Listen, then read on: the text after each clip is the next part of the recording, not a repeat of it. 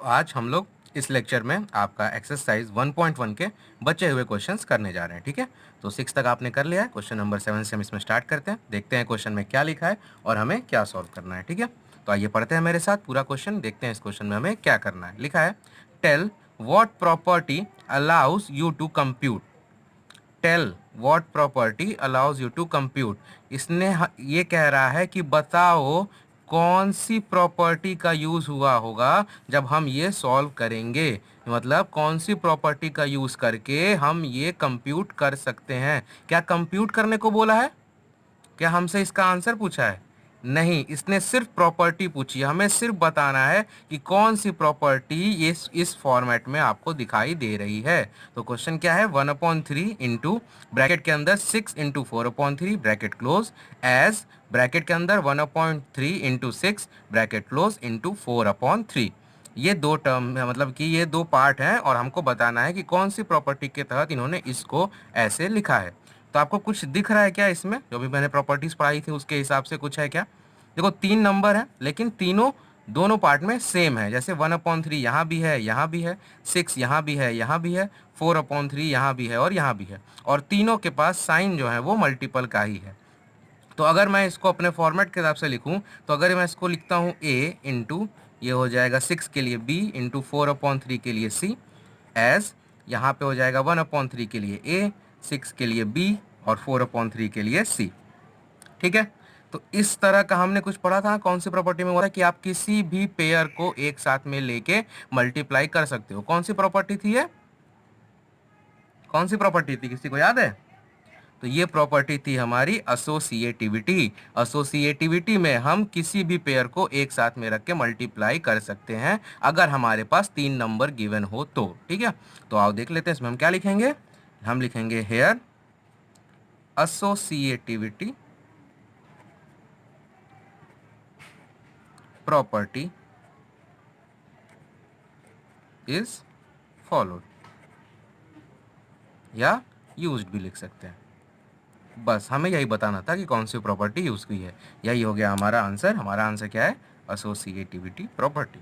ठीक है, अब हम अगले क्वेश्चन की तरफ बढ़ रहे हैं। हमारा अगला क्वेश्चन है क्वेश्चन नंबर 8। देखते हैं इस क्वेश्चन में हमें क्या करना है। लिखा है, is 8/9 the multiplicative inverse of -1 whole 1/8। ये -1 होल 1/8 है।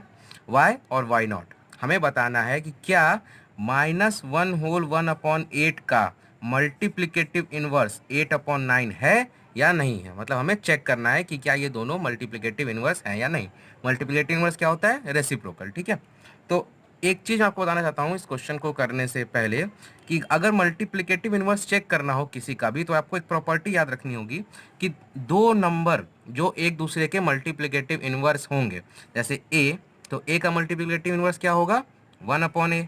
यही होगा ना, a का मतलब होता है a/1 और इसका मल्टीप्लिकेटिव इनवर्स होगा 1/a। तो एक नंबर और उसके मल्टीप्लिकेटिव इनवर्स का जब हम मल्टीप्लाई करेंगे, जब हम इन दोनों को मल्टीप्लाई करेंगे, तो हमें हमेशा आंसर 1 मिलेगा। मतलब किसी भी नंबर का अगर हम उसके मल्टीप्लिकेटिव इनवर्स के साथ मल्टीप्लाई करते हैं, इनटू करते हैं, तो हमें आंसर 1 मिलता है, प्लस का 1। ठीक है, तो ये अगर आपको मिलता है तो मतलब वो दो नंबर जो है एक दूसरे के मल्टीप्लिकेटिव इनवर्स हैं। तो इसका मतलब है कि अगर मैं इन दोनों को मल्टीप्लाई करूं और अगर मुझे आंसर में +1 मिलता है, तो मतलब ये दोनों, मतलब इसका ये मल्टीप्लिकेटिव इनवर्स होगा या इसका, ये दोनों एक ही बात होती है। ठीक है, आओ करके देख लेते हैं। हम पहले इसको सिंप्लीफाई कर लें, मतलब ये तो मिक्स फ्रैक्शन में है, पहले इसको इम्प्रॉपर फ्रैक्शन में कन्वर्ट कर लेते हैं। हमारे पास ये क्या है? -1 होल 1/8। तो इसका मिक्स फ्रैक्शन क्या होगा? सॉरी, ये तो मिक्स फ्रैक्शन में है, इसका इम्प्रॉपर फ्रैक्शन क्या होगा?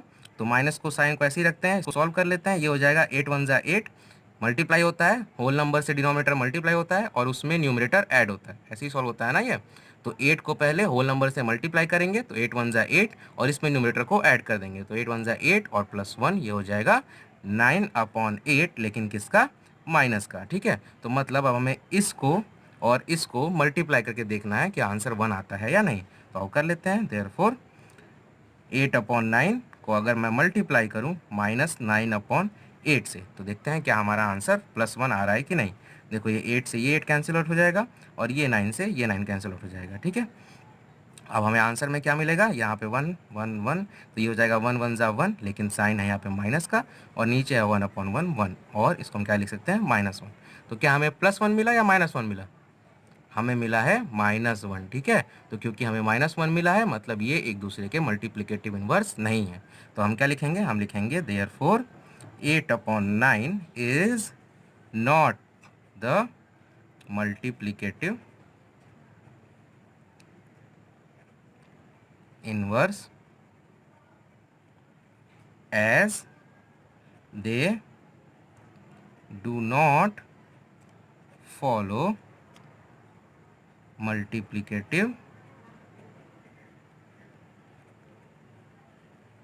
inverse property. ये होती है आपकी मल्टीप्लिकेटिव इनवर्स प्रॉपर्टी, इसको बोलते हैं मल्टीप्लिकेटिव इनवर्स प्रॉपर्टी।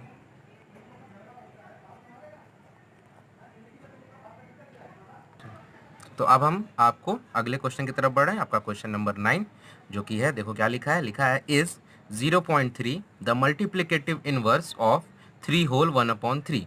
क्या 3 होल 1/3 का मल्टीप्लिकेटिव इनवर्स 0.3 है या नहीं, वाई और वाई नॉट। अगर है तो क्यों है, और अगर नहीं है तो भी हमें रीज़न बताना है, दोनों केस में रीज़न बताना है। अगर है यस है तो भी रीज़न देना है, नहीं है तो भी रीज़न देना है, ठीक है। तो सेम प्रीवियस क्वेश्चन जैसा है, जैसा हमने अभी किया है, तो इसमें भी वही करेंगे। हम क्या लिखेंगे, बताएंगे पहले कि मल्टीप्लिकेटिव इनवर्स प्रॉपर्टी क्या होती है। तो हम इसमें लिख लेते हैं multiplicative inverse property is equal to, अगर एक नंबर है a, उसको अगर उसके मल्टीप्लिकेटिव इनवर्स 1/a से मल्टीप्लाई करेंगे तो हमें आंसर मिलता है +1, ठीक है। मल्टीप्लिकेटिव इनवर्स प्रॉपर्टी यही होती है, ठीक है। इसको एरो बना देते हैं ताकि पता चले आपको कि ये प्रॉपर्टी है। तो हम क्या करेंगे, हमें इन दो नंबर्स को यहाँ पे पुट करके देखना है कि क्या ये दोनों सेटिस्फाई होते हैं या नहीं होते हैं। लेकिन पहले हम देखते हैं कि हमारे पास नंबर्स क्या क्या हैं। तो एक है हमारे पास 0.3, ठीक है, और दूसरा है हमारे पास 3 होल 1/3। तो एक हमारा डेसिमल में है, एक हमारा मिक्स फ्रैक्शन में है। चलो पहले मिक्स फ्रैक्शन को मैं पहले इम्प्रॉपर फ्रैक्शन में चेंज कर लेता हूँ। तो डिनोमिनेटर को होल नंबर से मल्टीप्लाई करेंगे, 3 3 जा 9, और उसमें न्यूमरेटर को ऐड करते हैं, तो 9 + 1 10/3। तो ये हमारा हो गया 10/3, ठीक है। अब इसको मुझे फ्रैक्शन में कन्वर्ट करना है, डेसिमल को 0.3 को मुझे डेसिमल को फ्रैक्शन में कन्वर्ट करना है। तो कैसे कन्वर्ट करते हैं, तो देखो जो भी पॉइंट के बाद का नंबर होता है ना, उसको हम लिख लेते हैं ऊपर, ठीक है। उसके बाद लगा देते हैं फ्रैक्शन, उसके बाद पॉइंट के लिए हम लिखते हैं 1, और उसके बाद जितने डिजिट होंगे उतने लगा देंगे नीचे 0। तो अभी कितने डिजिट हैं पॉइंट के बाद, 3 है ना, एक डिजिट है, तो एक डिजिट के लिए एक 0। फिर से पॉइंट के बाद जो नंबर होता है उस नंबर को हम न्यूमरेटर के यहाँ की जगह लिखते हैं, उसके बाद हम अपना फ्रैक्शन का साइन ये अपॉन लगा देते हैं।